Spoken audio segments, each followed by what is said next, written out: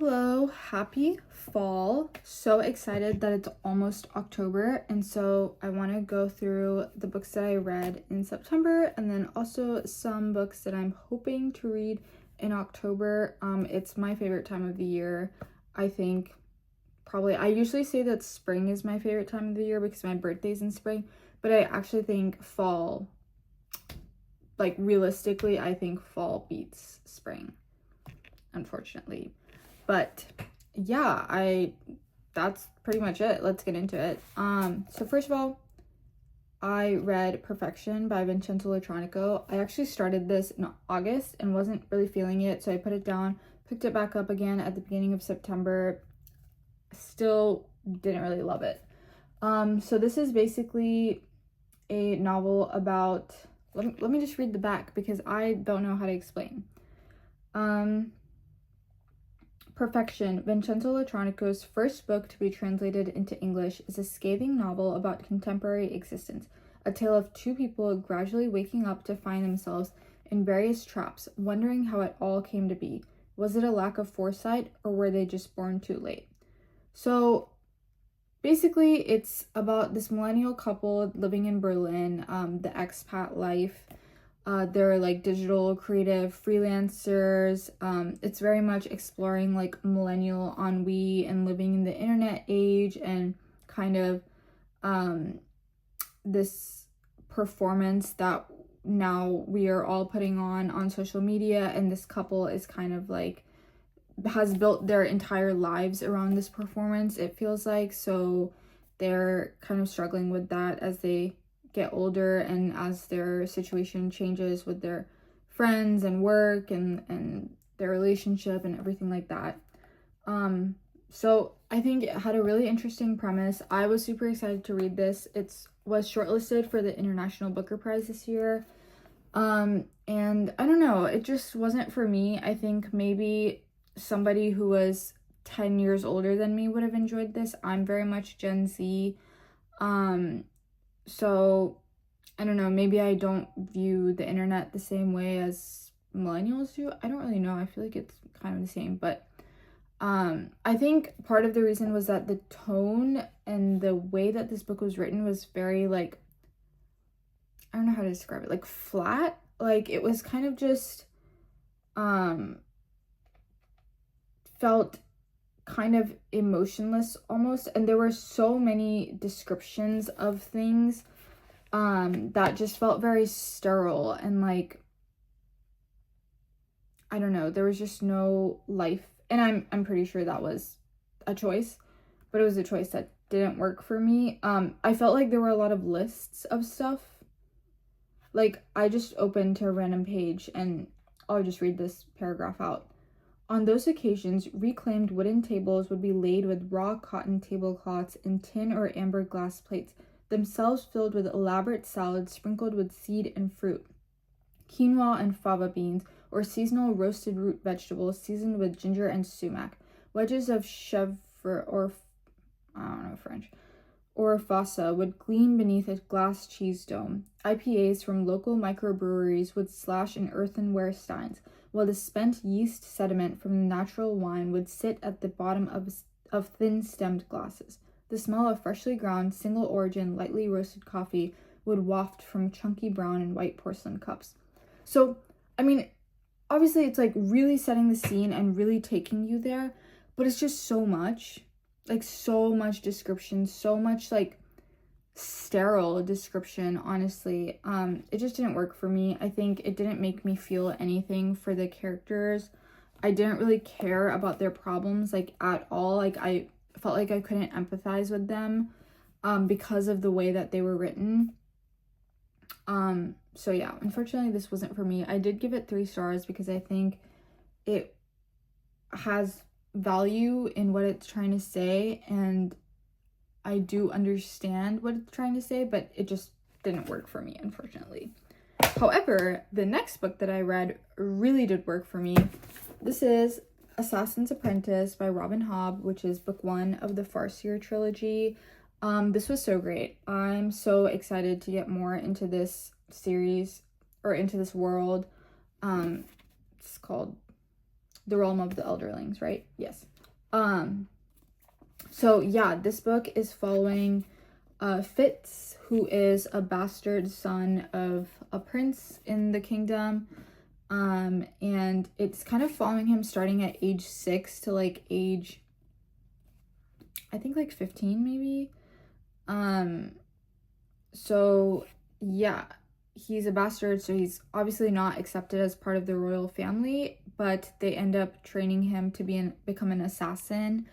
So it's a little slow at the beginning because he's kind of like growing up, and it's really just a lot of, I don't know, like his childhood, and there's definitely some traumatic things that happen. And also like the entire time, I think it's written in the perspective of like Fitz older version is writing about his past and about his childhood. So it's very reflective, I think. And it's all told in first person, which usually I don't like at all, but I think this really worked for me. It got so gripping towards the middle and the end, like from page like 250, I was hooked. And I'm very excited to continue this trilogy series. So yeah, I think I gave this 4.75 or 4.5, something like that. Very high. I loved it. All right, next book that I read was Lucky Jim by Kingsley Amis. This is a campus novel about a young lecturer of medieval history at a provincial university in England. And so it's a comic novel. It's very, the best way I can describe it is that the main character is just a straight up hater. Like, he hates literally everything except for a girl, but he low-key hates her too, in my opinion. Let's see. Yeah, and he's a very interesting guy. He's obviously funny. Not intentionally, but he is funny. Let's see. Let's just read something. Lucky Jim. Wait. Okay. More than just a merciless satire of cloistered college life and stuffy post-war manners, Lucky Jim is an attack on the forces of boredom, whatever form they may take, and a work of art that at once distills and extends an entire tradition of English comic writing, from Fielding and Dickens through Wodehouse and Waugh. So, yeah, I mean, I liked this. I think I found a lot of things in it funny, surprisingly. I was surprised by that because it's a 30-year-old British man in the 1950s. Like, what am I gonna find in common with him? But I thought his, I guess, observations about the world were really funny and not necessarily always true or relatable, but really funny. And I am also a hater, so, you know, yeah, I think I like this. I kind of don't remember that much. That's not true. I remember quite a bit, actually, now that I'm thinking about it. Yeah, I guess that's really all I have to say. I would recommend it. Definitely misogynistic, but, you know, when you read an old white man, kind of just come to expect it and just acknowledge it and recognize the era and the person, the author, and take it for what it is. So, yeah, that's Lucky Jim. And then I think this might be tied with Assassin's Apprentice for my favorite read of the month, but I read Lolly Willows by Sylvia Townsend Warner. This was so great. I was not expecting to like this as much as I did. And I had never heard of this before. I just happened upon it at the bookstore and I loved the cover. And I didn't realize that it was a classic, like, novel written in the 1920s. Like, I don't know why I very much thought it was a modern novel or a contemporary novel, but it's not. So let's see. A feminist classic, first first published in 1926, that embraces everything that is fiery, revolutionary, and unbiddable about the women we call witches. So basically, it follows Lolly Willows, or Laura. She is a spinster in England in the 1920s, I think. Yeah. And her dad dies, so she goes to live with her brother and his wife for a long time, and she very much becomes like the spinster aunt. She kind of just does whatever her family wants her to do. She takes care of her nieces and nephews. She gives her sister-in-law company. She's basically like just a spinster lady. And then one day she decides, I'm kind of over this. And she goes to live in a small village somewhere in England. I don't know. There was a lot of geography in this and I was not following at all. But, and then it turns into the most like atmospheric, witchy novel ever.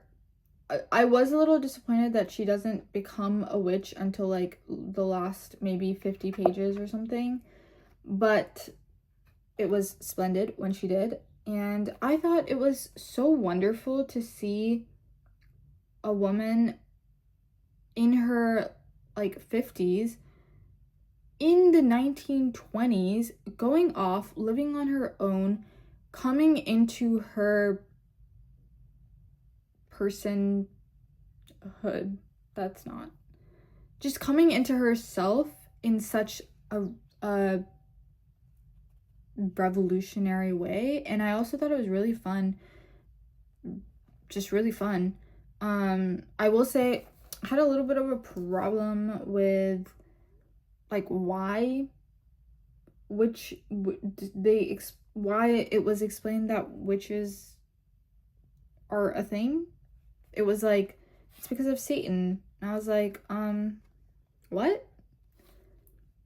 I feel like I didn't love that inherent value judgment. It felt like, it was very much like, yeah, wickedness, but whatever. I didn't love that. I would have liked it if witchiness was not demonized. It wasn't, because she very much like accepted that, but at the same time contextually with like the world, I don't know how to explain it, but I loved it. I thought the prose was so beautiful. The descriptions of like the landscape and the weather were wonderful. It was a like teensy bit spooky at times, which was wonderful. Yeah, I generally love this, and I think I gave it like 4.5 or 4.75 or something stars. And then my next two reads, I read like no, that's not true. I read 2 classic novels, a fantasy novel and a lit fic novel. So I decided, now that it's getting closer to September, I'm gonna read some of the classic, like cozy, spooky, not spooky, but like cozy, like fall vibes, supernatural-ish romances that I love so much. Or I thought I did until I read them. But so, okay, I read both of these as ebooks, so I don't have the physical copy, but I will put it here or something. Okay, so the first one I read was called My Roommate is a Vampire by Jenna Levine, I don't know. And yeah, I think maybe I've grown out of these a little bit, which is so strange because up until like last year I loved them, and I like totally got that they were like not well written necessarily, but I was willing to look past it for like the banter and the fun and the romance and whatever, and I was, yeah, but this just really did not work for me. I kind of hated it. I forced myself to read it or to finish it.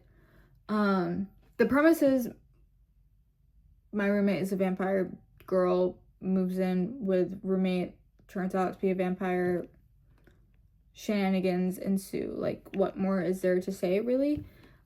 Yeah, gave this like 2 stars, I think. not a fan, unfortunately. And then I read, what was it called? Oh, I read This Will Be Fun by E.B. Asher. And I actually saw this book in Barnes & Noble, and then I was considering buying it, but decided against it. And I'm glad I decided against it because I didn't love it. I ended up borrowing it from Libby. This was better than My Roommate is a Vampire. It's the premise is that these group of friends went on a quest like 10 years ago to save the realm or the kingdom or whatever from evilness. And in their quest, they succeeded in their quest, but one of their members died. And so the other three kind of have trauma, obviously, surrounding this quest, and they've scattered throughout the years and are not really on speaking terms with each other. And there's all this like background drama, trauma, tension. And then they have to meet again and to go to the Queen of the Realm's wedding, I think. And then turns out that they have to go on another quest. So yeah, they end up doing that, and obviously they resolve their differences and blah blah blah. There's also 2 romances. One of them is a sapphic romance, which was lovely, and the other one is a straight people, which is also fine. Yeah, it was cute. It was cute. I enjoyed it. I read it while knitting for the first time ever. I've always wanted to knit and read at the same time. I finally discovered that if I read on my laptop and knit, that works for me, but it can't be too difficult, and it also can't be like too flip page turny. So yeah, I think I give this like 3.5 or 3 stars or something. I don't really have too much to say about it. It was fine. I would recommend if you were just looking for something like cozy and lighthearted. Not too lighthearted, but pretty lighthearted in my opinion. Yeah, and then the last book that I started reading, have not finished, will probably not finish in October, was The Divine Comedy by Dante Alighieri. I decided to read this after reading Catabasis by R.F. Kuang. I love R.F. Kuang so much. I read that book literally as soon as it came out in August. And then I picked up a copy of the Divine Comedy, and I decided to start reading it. So I'm trying to do 1 canto per day, and I believe there's 100 cantos in all 3 parts. So theoretically, it should take me a little over 3 months to read this. Yeah, I'm currently on canto, I'm currently on canto 15. So yeah, I'm really enjoying it, honestly. It's very interesting, very accessible. This translation, it's the John Carity translation. Very accessible. I love the footnotes, they're so helpful. And yeah, I'm just enjoying it. I will keep you posted. I've also been taking notes. I'm literally using my notebook as a bookmark. So yeah, I don't know. I have a lot of questions, like theologically, because I'm not a Christian. I've never been a Christian. I've never really been into organized religion at all. So I do have questions, but I don't know who to talk to about that. I have been discussing with my friend who took a whole college class on the Divine Comedy. That's been fun. So yeah, that is everything that I read in September. And now getting into what I'm hoping to read in October. Number 1, obviously I'll be continuing with the Divine Comedy. Hopefully I can stick to my pace of 1 canto per day, but we will see. There have been a few days where I've fallen behind and had to do 2 in 1 day already. Yeah, and it's only been like 2 weeks. Oops. But yeah, so there's that. And then I have the second book in the Farseer trilogy, which is Royal Assassin. This one is bigger than the other one, than Assassin's Apprentice. And let's seems like shit's gonna go down, obviously. So, okay. And then October, so I want to read Frankenstein. I've never read it before, and I want to. So, yeah, I got this copy from Thrift Books, so it's already extremely cracked, which is fine. But yeah, I'm pretty excited for this one. I hope that I actually get to it. And then another fun classic, I have Carmilla by Joseph Sheridan Le Fanu, which is, of course, the original or pre-Dracula vampire story. I don't know if it's like the first ever vampire story, but it's pre-Dracula. And this is the edition that's edited by Carmen Maria Machado.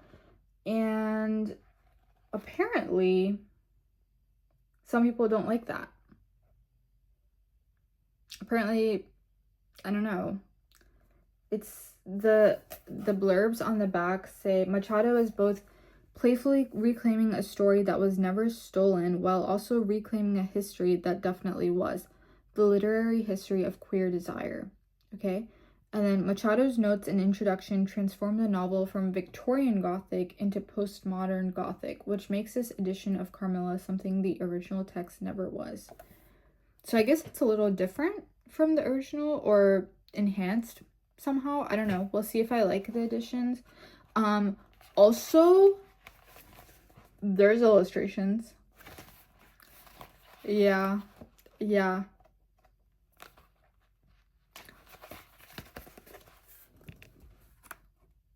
I didn't know there were going to be illustrations when I bought this. But there are. I'm so excited. I've been saving this for October. Woo! Love. So excited. Okay. Next, I have Stoner by John Williams. I got this last year, and I actually started it, and I got this much in, and then I put it down, and now I'm gonna pick it back up again. I am. This is another campus novel, and it's supposed to be really good.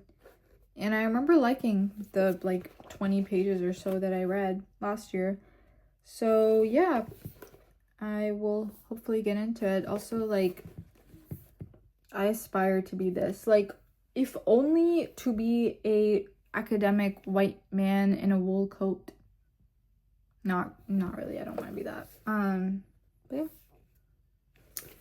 And then last but not least, this was on my September TBR as well, and I didn't get to it, but I'd really like to get to it. That is The Thursday Murder Club by Richard Osman, which I want to read because the movie came out last month, I think, and I want to watch the movie after I read it, even though I've heard the movie was not good or not a faithful adaptation. But I don't care.